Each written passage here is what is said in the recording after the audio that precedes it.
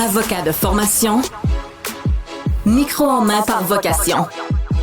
Il ne caresse pas les idées reçues, il les dissèque. Questionner ce qu'on prend pour acquis, appuyer où ça dérange, tordre les opinions. Ce n'est pas une exception, c'est sa spécialité. Du franc, du cru, du brut.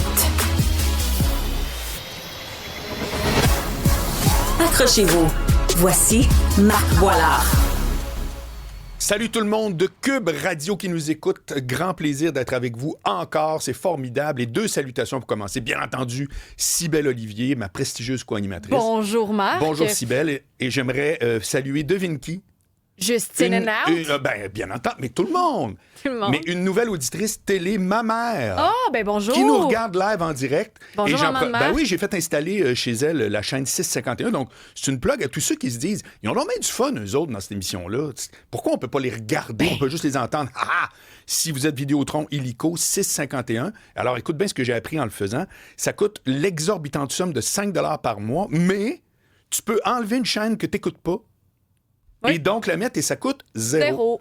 Formidable. On aime ça, les choses gratuites au Québec. Puis toi, tu parles de la chaîne que tu as installée pour que vous puissiez nous voir en vidéo, mais on aime ça aussi vous entendre, puis on veut que vous nous appeliez. Hein? C'est le 187 Cube Radio. Je l'ai répété à plusieurs fois dans l'émission, mais appelez-nous, envoyez-nous des textos. On aime ça vous entendre participer à l'émission. Alors, avant de commencer avec mes invités, je veux vous faire part de ce que moi j'ai fait, entre autres, pour le 1er juillet.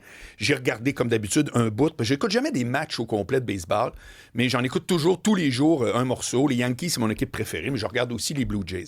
Eh bien, les Yankees sont dans une série de 4 matchs. Il va y en avoir 2 aujourd'hui. Et donc, le 1er juillet, ils jouaient au magnifique Rogers Center, qui est vraiment, vraiment malade, là, dans le centre-ville de Toronto, donc le stade des Blue Jays, qui a été rénové il n'y a pas si longtemps, donc tout l'intérieur, les bancs, etc. Il y avait la vue aérienne qui était spectaculaire parce qu'il y avait 40 000 personnes. Et comme chaque année, au 1er juillet, dans le sport professionnel canadien, ils nous ont fait une honteuse fête du Canada. Mais ils sont tellement pic-pic, là.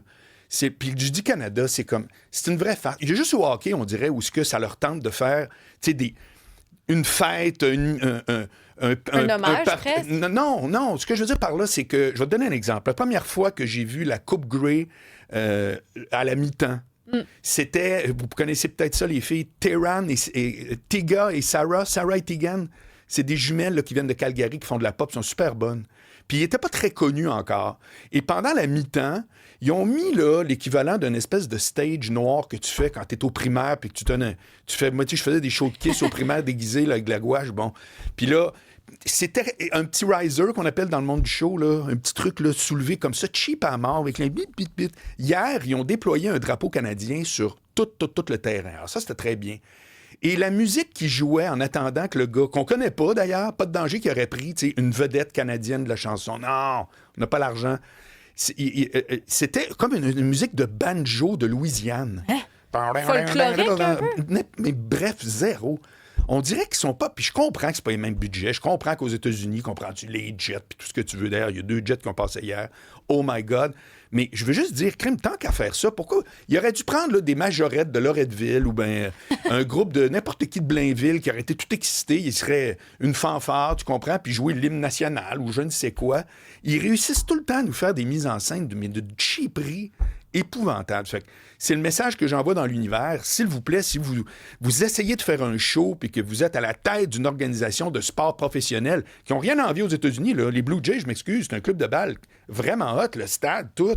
Et à chaque fois, je suis déçu en disant ça, une autre affaire de Zwingping, tu sais. Pour vrai, c'est incroyable.